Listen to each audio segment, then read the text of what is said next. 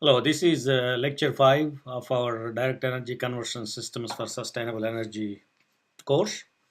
And in this lecture, this and the next lecture, we'll talk about the direct conversion of solar radiation to electricity. And the topics we will cover in this lecture are the introduction to band structure. These are some of the these things come from elementary quantum mechanics. And we talk about the semiconductors and the characteristics of the material properties in there, and we talk about the p-n junction, which is the key for the solar cell, and we talk about the band gap effects in relation to solar energy spectrum, and then we talk about the solar cells or photovoltaic cells and briefly mention the light emitting diodes. First we want to understand what the band structure is, and here in this figure, we typical energy spectra are sketched. The spectra of the free electron gas is shown on the left. The energy u to the power of p of the single particle states is shown in the vertical axis. The energy levels allowed by the quantum mechanics start from zero and reach to infinity. The energy levels are spaced many orders of magnitude more tightly together than the lines shown in the figure here in this particular case. Uh, for almost all practical purposes, the energy levels actually form a continuum. In the ground state, that means it is at absolute zero temperature. The electrons fill the lowest of these energy levels, one electron per state. And in the figure, the occupied states are shown in red in this particular case. For a microscopic system, the number of electrons is practically speaking infinite, and so is the number of occupied states. The diametrically opposite to the free electron glass picture is the case that the atoms of the solid, which are spaced so far apart, we can essentially consider them as the lone atoms, and widely spaced atoms do not conduct electricity, assuming that not enough energy is provided to ionize them. While for the free electron gas, conduction can be achieved by moving few electrons from the red region to slightly higher energy levels. And for lone atoms, there are no slightly higher energy levels for them to move. So when the lone atoms are brought closer together to form a true solid, the discrete atomic energy levels broaden out into the bands as shown in the metal here. In particular, the outer electrons start to interact strongly with the surrounding atoms. The different forms that these interactions can take produce varying energies, causing initially equal electron energies to broaden into bands. In fact, you can see these lines come together in a band structure. For metals, now the conduction is now possible because electrons at the highest occupied energy level, the Fermi energy, in this particular case, you can see the tick mark here, can be moved to slightly higher energy level to provide net motion in a particular direction. This is likely that they can, for a free electron gas, as discussed as before, the net motion can produce current. Insulators, on the other hand, are very different. They completely fill up the highest occupied energy band in this shown in this figure here. That filled band is called the valence band. So all this filled band is called the valence band. The next higher and empty band is called the conduction band. So here, this is the, for example, this is the Fermi energy. So this in the red lines which comprise here is called the valence band, is full of electrons, and the conduction bands, no electrons are can exist. To create a state with net motion, some electrons would have been moved to the conduction band. but that would require large amount of energy to overcome the band gap, which is indicated by E to the power of P to the gap. This is the energy of the band gap. The minimum energy required is the difference between the top of the valence band, which is this line, for example, here, and the bottom of the conduction band, which is indicated by the marker in this case here. It is typically of the order of electron volts, comparable to atomic potentials for outer electrons. This in turn comparable to ionization energy is a great amount of energy on atomic scale.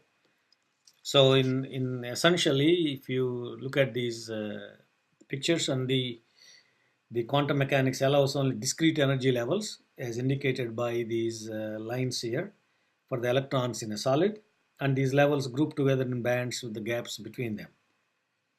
Uh, in fact, if you look at the Fermi energy, which is typically in the middle of the valence band and the conduction band, and it is given by the expression which is shown here, and which is proportional to the number of electrons per unit volume, and the electron mass is given by here, and h hash is the uh, reduced Planck constant.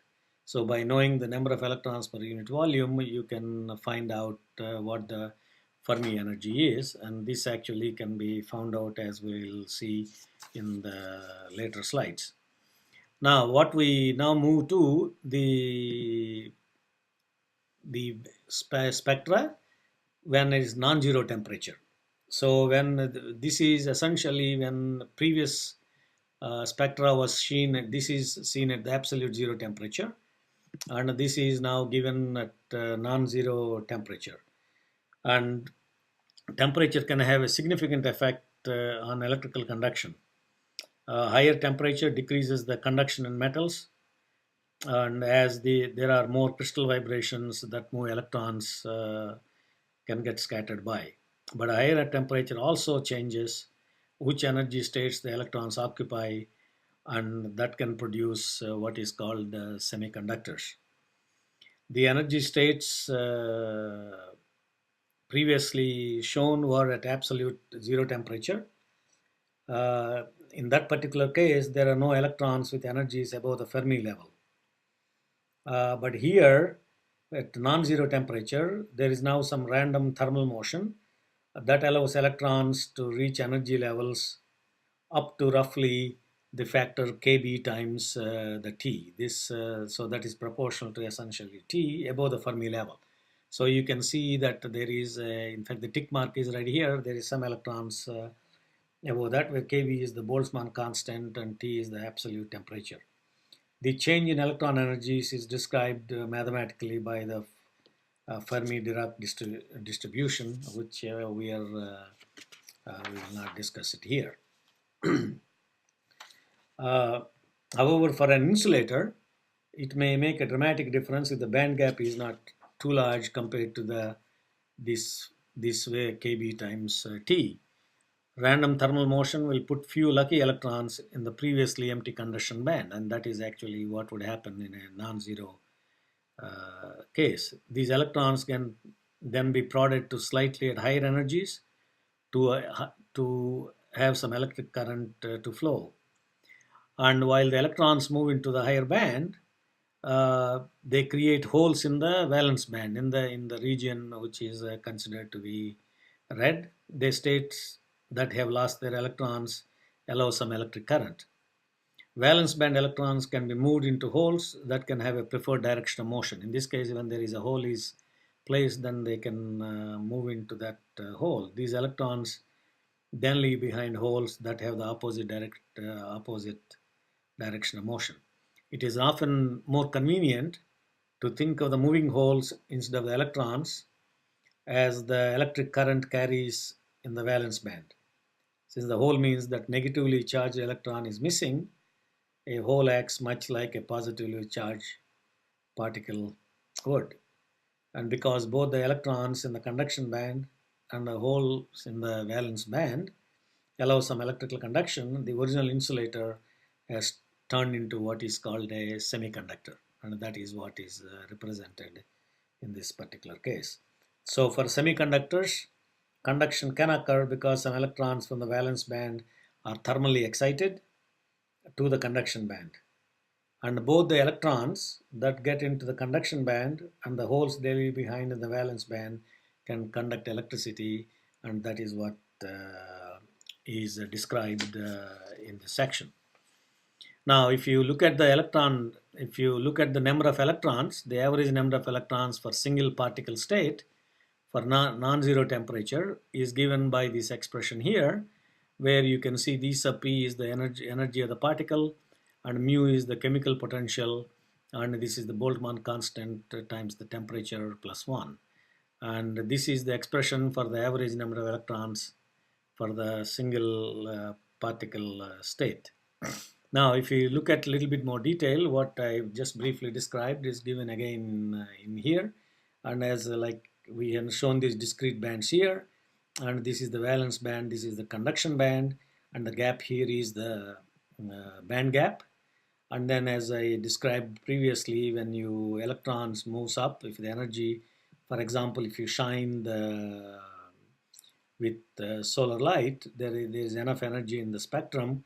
It has the ability to move the electron into the conduction band. When that happens, the holes will form, and of course holes can migrate in the sideways, and that is how they allows the movement in this in the semiconductor. And the energy gap is given by this expression here, delta, and is represented by electron volts. That is energy acquired by one electron moving through a potential difference of 1 volt. And in an insulator, this gap can be very large. So the electron concentration in the conduction band are extremely small. Therefore, also the electric current. In a semiconductor, on the other hand, the band gap is small enough. There will be a significant electron concentration in the conduction band. This increases as the temperature increases. And for example, when the photon is absorbed in the semiconductor, this is shown here, and there is a Fermi level is right in the middle of the red color here. When you hit with the photon, they transfer that photon will excite the electron and transfer the energy, and then the electron will jump across to the band gap into the conduction band, and it is free to move in the solid when once it reaches there. But however, the photon must carry more energy than required to transfer the electron across the gap. And we will discuss this further in relation to the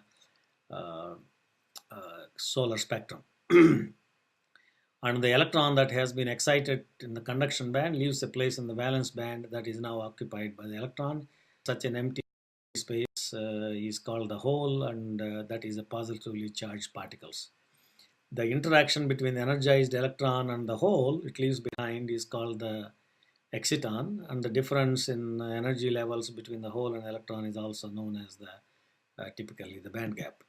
Now, in coming back to our original schematic, and when you look at the semiconductors, that is represented by this is the valence band here, and these are the different states in this case. And the horizontal coordinate here shows the density of the states, that is the number of quantum states per unit energy range. So that is essentially number of quantum range, and you can see they have a distribution here. And then you have the valence band, that means there's more electrons on the lower side compared to the higher side, and this is the band gap. And in a non-zero state, you can see some electrons, insignificant amount of electrons appearing in the conduction band. The vertical coordinate here shows the energy of a single electron quantum state as before. There are no quantum states in the band gap as we have been talking about. States occupied by electrons are shown as before in the red color. At room temperature, there are some thermally excited electrons in the conduction band, and those are these typical small red marks shown in the conduction band. They left behind some holes in the valence band. Both the electrons and the holes can provide electrical conduction. However, the number of such electrons and holes is very much smaller than what is represented in the figure. The number of electrons per quantum state, which is given by this expression at the bottom here. In the conduction band, this expression can be simplified into Maxwell-Boltzmann equation in this particular case, and it shows that the conduction band, the electrons are extremely small. The number of electrons per state in this particular case is given by this expression here, where the T here is the absolute temperature and Kb is the Boltzmann constant, and this is the chemical potential. For an intrinsic semiconductor that is represented here, the Fermi level is about in the middle of the band gap. So the average number of electrons per quantum state at the bottom of the conduction band is given by this expression simply here, and this is the band gap energy, and these two are this is the temperature, and this is simply constant. At room temperature, kBT is about the product of these two terms is about 0.025 electrons, while for silicon the band gap is about 1.12 volts. That makes m sub e, the number of electrons, about 2 times 10 to the power of minus 10. That's about 1 in a 5 billion quantum states in the lower part of the conduction band has an electron in it. So this is extremely small. And of course, as you go up, the electrons becoming smaller and smaller in the conduction band. So the number of electrons which are shown in the conduction band extremely small. As a result, semiconductors are essentially a bad conductors.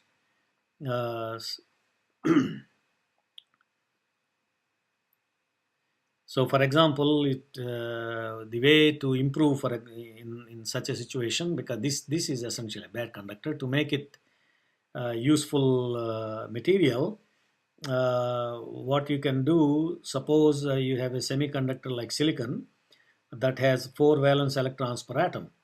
If you replace a silicon atom in the crystal by a stray atom of a different element that has 5 valence electrons, and that is represented in this figure here, then that additional electron is mismatched in the crystal structure, and then it can easily become dislocated and start moving around through the conduction band. That allows additional conduction to occur.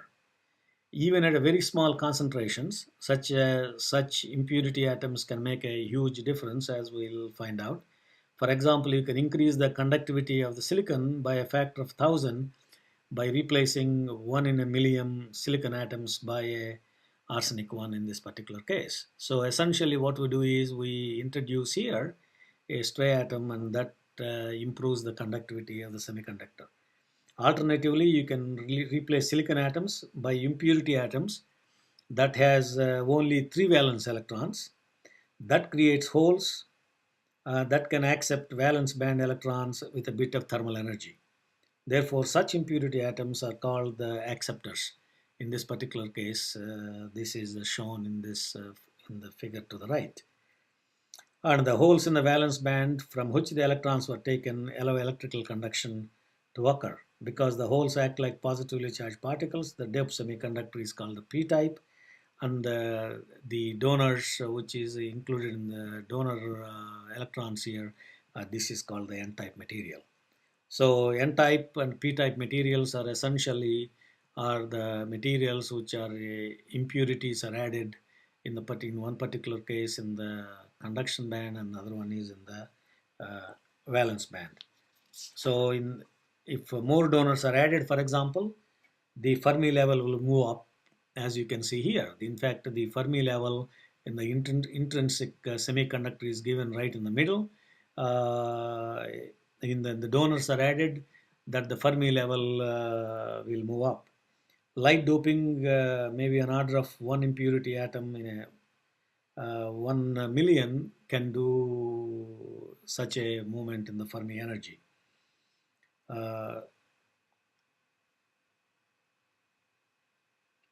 The upward shift in the Fermi level in the n-type material has another effect. which is it decimates that already miserably small number of holes in the valence band. So the number of conduction band electrons provided by the valence band become bathed in what is called a black body radiation. A very small but non-zero fraction of the photons of the radiation have energies above the band gap. These will move valence band electrons into the conduction band, thus creating electron hole pairs. In equilibrium, this creation of electron hole pairs must be balanced by the removal of an identical amount of electron hole pairs, and the removal of pair occurs through recombination, in which a conduction band electrons would drop back into the valence band. So what we have to do is, when these things jump into the conduction band, you have to take them out very quickly. Otherwise, they recombine and they regenerate. So the doping of a semiconductor with a donor atom greatly increases the number of electrons in the conduction band, and it produces an N-type semiconductor. And doping a semiconductor with acceptor atoms greatly increases the number of holes in the valence band. It produces a p-type semiconductor. And so when you bring these two together, then it becomes a very effective conductor for all the practical purposes. In summary, you can, and of course, before we do that, the number of holes per state in the valence band may be written in this form here. And in the valence band, the energy level is less than the Fermi level, and the number of holes is nothing but 1 minus the number of electrons. So the summary here is that semiconductor have much too few current carriers to good conductivity, and by adding these doping materials, the conductivity of semiconductors can greatly improve. And that is shown pictorially in this plot here. This is a summary of what we have learned. This is the vertical axis energy level, and you go in the horizontal, you have this is the Fermi level, this is the band gap, representation of the band gap, and you have the valence band and the conduction band. This top is the conduction band, this is the valence band, and this is the pure semiconductor, which have very little conductivity.